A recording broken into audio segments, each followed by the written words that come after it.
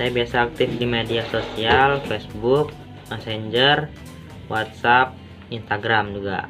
Saya aktif di media sosial seperti Facebook, Instagram, dan WhatsApp. Saya hanya aktif di media sosial Facebook dan WhatsApp. Saya menghabiskan waktu dalam bermedia sosial 13 jam setiap harinya.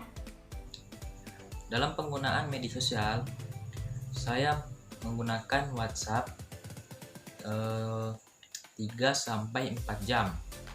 Dalam sehari, saya menggunakan media sosial ketika ada waktu luang, sekedar melihat berita ataupun menjual sesuatu.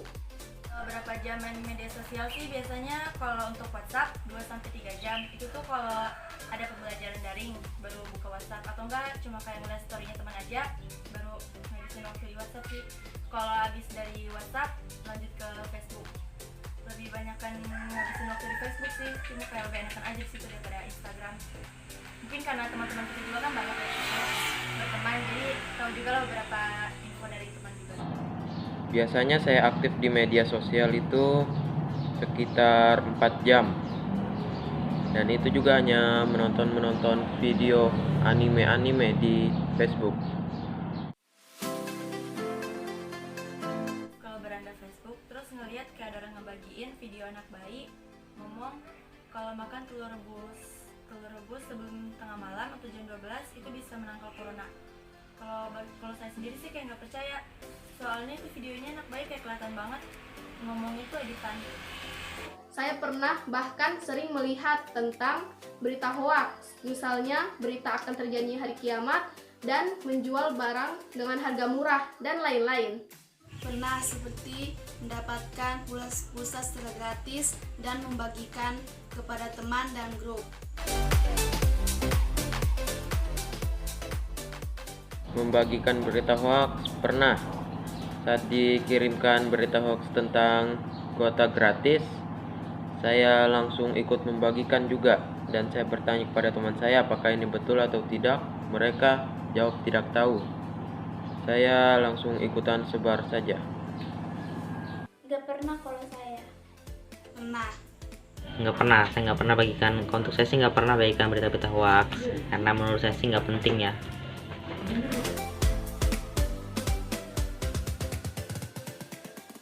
Saya tidak akan langsung membagikannya, akan tetapi saya mengeceknya terlebih dahulu agar tidak membahayakan ataupun merugikan orang lain. Untuk mengecek itu berita hoax atau bukan, perhatikan dulu linknya. Apabila link tersebut tidak resmi, berarti itu adalah berita hoax. Dan juga apabila di dalam link tersebut dimintai email atau nomor dan juga password, itu adalah berita hoax. Tidak juga, saya tidak selalu mengecek berita-berita yang saya dapatkan. Kadang saya hanya mengecek berita-berita yang membuat saya penasaran saja. Seingat saya sih, saya nggak pernah bagikan berita-berita hoax seperti itu. Karena biasanya saya lihat dulu komentar-komentarnya, media-media dari mana berita itu berasal. Iya, biasanya ngecek. Ya, baca-baca komentarnya aja. Habis itu ditelusuri kayak foto-foto kayak gitu. Biasa kan editan.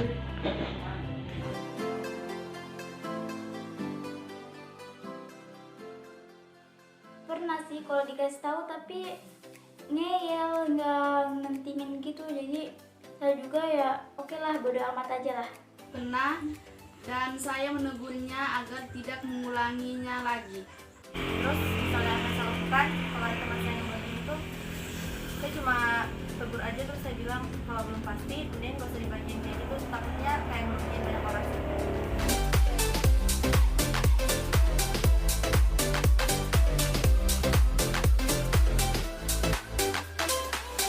Iya sih, biasanya ya jengkel juga sih lihat berita-berita yang kayak gitu. Kan itu belum tentu juga benar atau enggaknya, tapi udah asal bagi-bagiin aja. Nah, jadi lebih baik ya ditelusuri dulu lebih dalam, cari-cari kepastiannya baru dibagikan. Jangan asal bagi-bagi hoax, kan mengganggu orang lain juga kan, nggak penting, kurang kerjaan itu mah namanya. Untuk menangkal berita-berita hoax tersebut, kita harus teliti dulu dan situs webnya, ada yang nyambung nggak. Bisa misalnya situsnya nggak kredibel.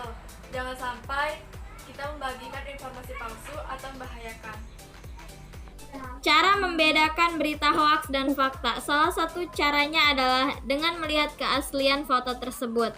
Jangan hanya kita lihat dari tulisannya saja, tapi kita juga harus membuktikan keaslian dari foto tersebut.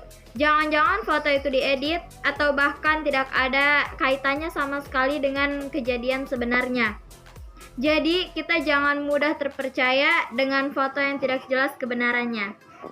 Terkadang saya suka terpancing oleh berita hoax begitu. Kadang saya suka marah, kadang juga saya juga suka jengkel karena tidak sesuai dengan kenyataan. Oke, jadi begini teman-teman, kalau kita melihat atau membaca berita hoax, kita jangan dulu percaya. Kita harus lebih teliti, lebih jeli lagi. Jangan hanya karena berita yang tak pasti kebenarannya, kita langsung terpancing emosi.